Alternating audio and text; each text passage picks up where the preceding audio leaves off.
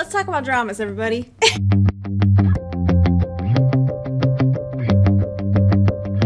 So the first one, which I have to say might be my favorite so far, is Tomorrow. Rowoon is fantastic in it, but oh my gosh, all of these episodes, I have just been a bawling mess. This is currently up on Netflix, and it's considered a action drama fantasy.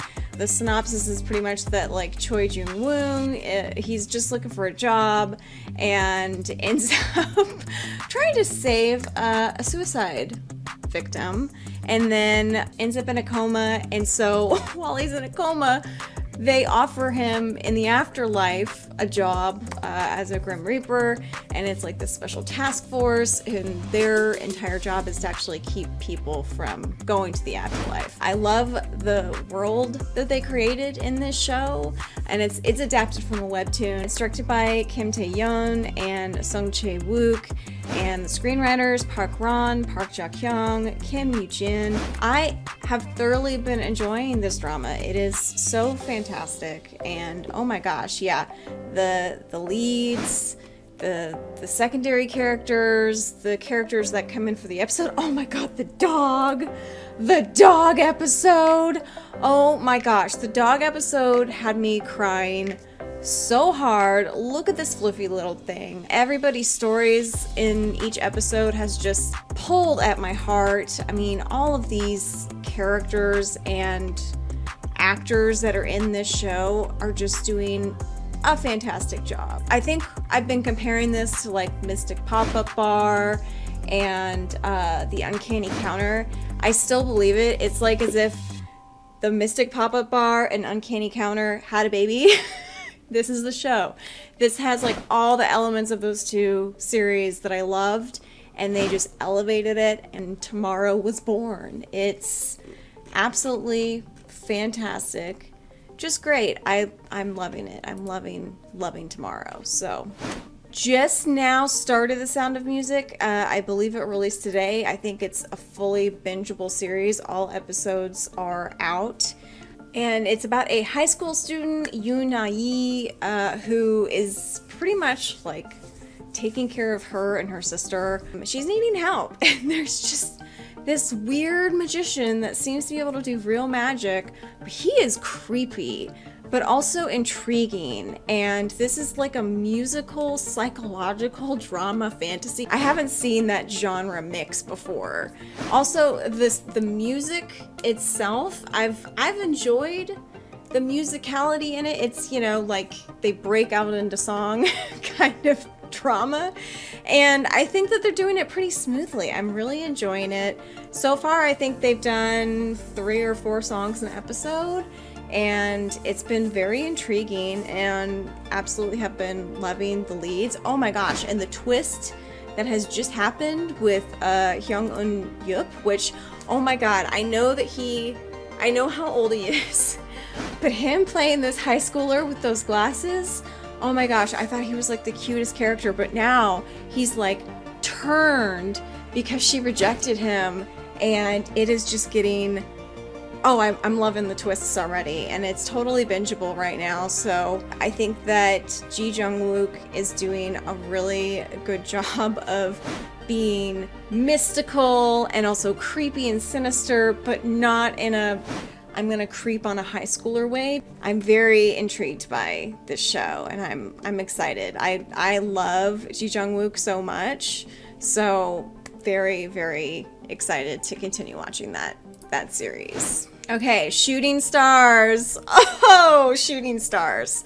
This is a 16 episode. I'm currently watching it on Viki. Oh my gosh, I love Lee Sung-kyung and Kim Young-dae. I don't know if I'm fully familiar with him. I am very much enjoying his character. It's definitely really cute and funny and quirky, and there were some questionable things in like the first 2 episodes, though. I will say, I know that some people were a little upset with the Africa scenes.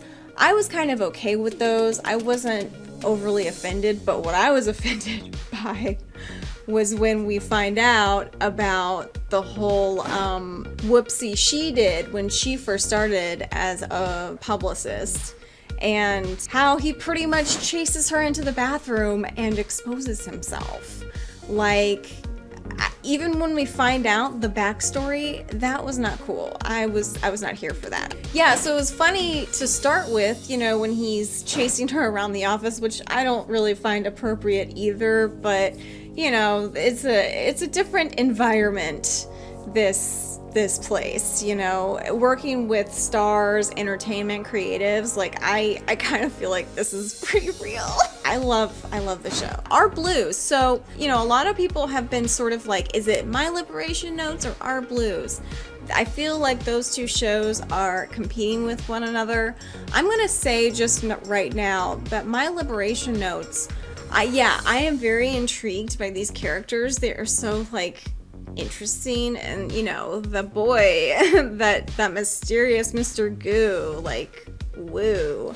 But Our Blues has made me cry so hard in so many episodes. If we're gonna base it on tears, I have cried so hard in this show, and it has just covered some very intense topics. There's this sweet little high school couple that, like, they end up getting pregnant, and their story, oh my gosh, theirs was like the most wholesome, and like their two dads, like this whole town. I love this little seaside village that they live in, and this is like Kim Woo Bin's newest drama, right? So this is like considered a romance life family drama. Every 2 episodes is like one of these characters' stories. I actually think that 1 and 2 is not the best representation of this show, to be fair. They started off with Cha Sung-won and Lee Jong-un's story, you know, relationship. I was kind of disappointed in that, but after 1 and 2, you know, I kept it on because I still thought it was really good. 3 and 4 got me hooked, and yeah, I'm really enjoying this show. This is not the first drama I run to on the weekends, but I definitely look forward to it, and it's definitely made me cry. Like, Tomorrow and Our Blues have been like the dramas that have really just like had me crying acid tears. I have a few TikToks all about it. And then My Liberation Notes, yeah, everybody's talking about it. I do love the Introvert Club that they created, which is the title of the show. And this is also considered a romance life drama family, so that's why it's kind of being compared to Our Blues and like which one's better. The entire cast is like beautiful and awesome, and oh my gosh, I'm like a new fan of Lee Il. I have been loving her. I keep finding her in dramas that I'm watching, and I absolutely adore her. Lee Ki-woo as well. He is in 18 Again, so it's interesting while watching 18 Again seeing his character in this. I really love his character in this drama. I think he's really cute, and he's starting to form a relationship with Lee Il. I'm loving her. I'm a new fan of hers. So definitely am enjoying Liberation Notes. From now on Showtime. Okay, so this is also on Viki. This is like a mystery, comedy, romance, fantasy. It's pretty much about another magician. So I was gonna kind of compare this one to The Sound of Magic. And I was like, yeah, that may work. And they're kind of similar, but kind of not. And if we were going to compare, I would vote that The Sound of Magic is definitely better than From Now on Showtime. Like, skip From Now on Showtime if you're interested in either. I thought that the first 2 episodes were very funny. They really had me hooked. I love the whole aspect of the ghosts and them being employees to Cha Cha-woong. And yeah, I think that I love Park Hae-jin, and I think that he's doing a very good job with this snooty, oblivious character. I am enjoying the ghosts, but yeah, it's kind of starting to fall flat for me. And I think also it might be the relationship that they are developing between Park Hae-jin and Jin Ki-ju's character. I think she's really cute, but I don't know if they're trying to do a romance between them, because if they are, that's where I'm kind of, it feels a little icky. I don't know why. How is there like an age gap between them maybe? She's 33. Okay, she just looks really young. But her character is just so cutesy and so outgoing, and I really, really enjoy her character. But it's just, I don't know how I'm feeling about it. Right now, I'm just kind of feeling icky. And I would say that that's interesting because that whole relationship in The Sound of Magic could be icky as well, which I'm a little worried it's gonna be icky. So it's like both these magic shows have ickiness. If I were gonna drop any, this might be like the one drama that I drop. And then Again My Life. Boy, I am really enjoying Again My Life. Is this a melodrama? So this is a mystery law drama fantasy. I feel like it's a melodrama. Like the first 2 episodes had me laughing, and I was not supposed to be laughing. Like they just had these action scenes and just like his backstory or his current present day life and everything that happened to him. It was just like so dramatic. And then yeah, the whole twist in this show about this lawyer is he is transported back in time after being murdered in his present day and gets to relive his life. And his ultimate goal is to get rid of this evil guy that is who he was going after in his present life, and basically gets fucked over. So yeah, I mean, it's got Lee Jun-yi, who I love, and I'm just loving the group of characters that he's like bringing into his little circle, and it's fun. There are a lot of very interesting fight scenes, and it's very intense. And again, I feel like it's a melodrama, but I'm loving it. I'm curious to see where it goes. It's been getting like pretty intense the last couple episodes, so definitely like a fun drama. A Business Proposal. Oh my gosh, that one was so sweet when it ended. I fell into one of those K-drama depressions. It was just, it was so wholesome, it was so sweet. And An Hyo-seop, I didn't realize I was such a huge fan of his, but I think I've watched almost every drama he's been in, except for Dr. Romantic, which is now on my list. Like, I loved him in Lovers of the Red Sky.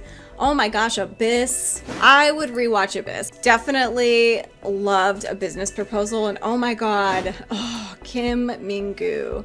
Kim Min-gu, this boy, all of the actors were fantastic. So In-ha, I love her. She is like this beautiful goddess that my eyes water just thinking about her. And I've definitely enjoyed the dramas that I've seen her in. She's fantastic. I absolutely love her. And like the romance, the tension of this show, so great, so funny. It was only 12 episodes. I kind of want more, but I kind of feel like it was perfect with the amount of episodes that it gave. So, All of Us Are Dead. I watched it. I'm not a huge fan of zombie shows and, gore horrors. It's not my favorite. I'd say that the show was good, but it was a little cheesy. It was like a bunch of high school kids. It was okay. I watched it. Color Rush 2, disappointing. If you didn't watch 1, you'd have no idea what was going on with 2. Because, they just didn't keep to anything. It was terrible. I'm sad. Forecasting Love and Weather, I did an entire reaction. That's on the YouTube channel. You can definitely find out what I thought about it, but I absolutely loved it. It wasn't the most popular drama at the time, but I'm glad that I kept going, and I also did a live stream where I watched it with a bunch of people, and that made it really fun. It was a good drama, but I definitely was laughing a lot about how dramatic they were making the weather, and just the office stuff that went down in this show. I just was like, where is HR? Just the whole show. I was just like, how is this appropriate for The Office? And I felt like some characters didn't get the comeuppance I felt they deserved. I'm not going to go into too much detail just because that I've definitely shared my feelings in the edit. But yeah, and then Ghost Doctor was super cute. I loved this dynamic duo here. This was a medical hospital drama, supernatural fantasy, because our boy Rain, he goes by Jihoon now, I think. I love Rain so much, so it was really cute seeing him in this drama. I'm also a huge fan of Kim Boom, and yeah, it was good. It was a nice little medical ghost drama that, you know, definitely had me crying towards the end and the middle, and yeah, it was a good one. I really enjoyed it. Military Prosecutor Doberman. Oh man, did this show kill it. I absolutely loved this drama. I loved this duo. I loved the redemptions plot. This was a action military mystery law drama. I am not a fan of law dramas. I'm also watching Again My Life. I'm not a fan of the law stuff in that. I'm just like, let's just get to the other stuff. But the law scenes in Military Prosecutor Doberman were fantastic. They were so tense. And I think a lot of people were comparing it to Vincenzo, just by how far they go and how bloody and dark it gets. And I definitely agree. I would definitely put this in a similar category. I think there are more law scenes in this show than there were in Vincenzo. But oh yeah, okay. And on Boyan, Jo Boha, oh, Yoon Soo scared the shit out of me. It was just, oh my gosh. And then Kim Moon Sook's redemption story. This boy, oh my gosh. I was really upset that I was gonna have to hate him in this series. They gave him an arc. All the characters had great character arcs from beginning to end. The story, the twists, the turns. I don't remember one boring episode. It was all so great. And just, yeah, fantastic. Loved it. Also, we got some really nice shirtless moments with on Boyoung, so I am a huge fan of his. And I forgot that he was in Yumi Cells. I know I watched him in My Name recently. I remember him from Itaewon Class. He was so scary in Itaewon Class. I was like, ooh, oh yeah, he was in Her Private Life. Yeah, I've enjoyed a lot of the dramas that he's been connected with. The drama that I think made me cry the most at this point in time, I don't know, Tomorrow is getting up there, 2521. A lot of people were upset with the ending of this one. I absolutely loved it. I loved this drama. I didn't know I loved fencing. Now I know I love fencing. This was like a romance slice of life drama, and it was set in the 1990s and then went into the 2000s, and that was like my time. So I think what really a lot of people connected with in this drama is because it was based on actual events, and you know, there were some pretty intense moments in history during that time span. So I think that really hit home for me. Even if it was from a South Korean perspective, they still covered some things that affected the United States. So absolutely loved it. Oh my gosh, Nahido, the actress playing her, Kim Tae-ri, whoo, Nam Joo-hyuk, that boy, oh my god, I cannot with him. I really cannot. He is just home run after home run right now, and I'm absolutely a huge fan of his. I've watched a lot of the dramas that he's been in, but lately he's been killing it. And then Kim Tae-ri, this 30-year-old girl playing this adorable high schooler. I cannot.